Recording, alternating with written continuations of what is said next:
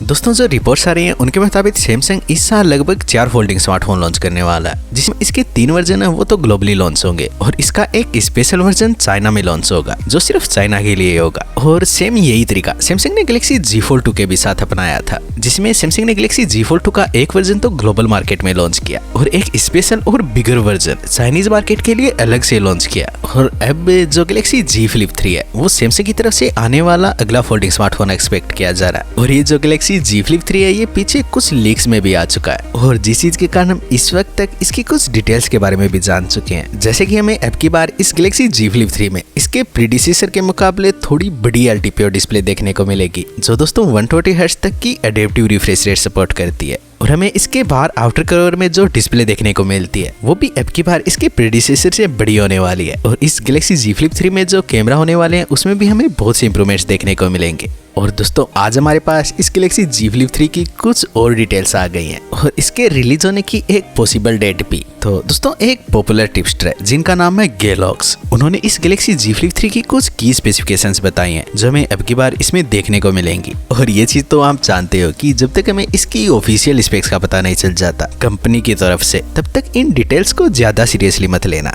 तो गेलॉक्स के मुताबिक अब की बार जो गैलेक्सी Z Flip 3 होगा उसमें हमें गारंटेड स्नैपड्रैगन 888 प्रोसेसर देखने को मिलने वाला है। और जो कस्टमर्स होंगे वो 2 मेमोरी ऑप्शंस को भी सिलेक्ट कर सकेंगे, जिसमें जो एक वेरिएंट होगा उसमें तो हमें 8 GB की रैम और 256 GB की इंटरनल स्टोरेज देखने को मिलेगी। और एक इसका हायर वेरिएंट होगा जिसमें हमें 12 GB रैम और 512 GB की इंटरनल स्टोरेज देखने को मिलेगी। और उन्होंने ये भी बताया कि हमें इसमें अब की बार एक 120 हर्ट्ज की एडेप्टिव रिफ्रेश रेट सपोर्ट करने वाली LTPO डिस्प्ले देखने को मिलेगी। और इसका जो फ्रंट फेसिंग कैमरा होगा वो 10 मेगापिक्सल का होगा और ये डिस्प्ले के अंदर पंचोल टाइप में ही होने वाला है। और हमें इसके बैक में जो ट्रिपल कैमरा सेटअप देखने को मिलेगा उसमें या तो हमें इसके तीनों कैमरा 12 मेगापिक्सल के कॉन्फ़िगरेशन में देखने को मिलेंगे या 2 कैमरा 12 मेगापिक्सल के और एक सेंसर 64 मेगापिक्सल का। और वो ये भी करें कि जो हमें गैलेक्सी S21 के बैक में कैमरा सेटअप देखने को मिला सैमसंग उन्हें भी इस गैलेक्सी Z Flip 3 में यूज कर सकता है। और हमें अब की बार इसमें पिछली बार के मुकाबले एक इम्प्रूव्ड हिंज मैकेनिज्म भी देखने को मिलने वाला है जो इस गैलेक्सी Z Flip 3 को डस्ट डैमेज और वाटर डैमेज से और ज्यादा बचाने में हेल्प करेगा। और दोस्तों अब इसकी रिलीज डेट की बात करें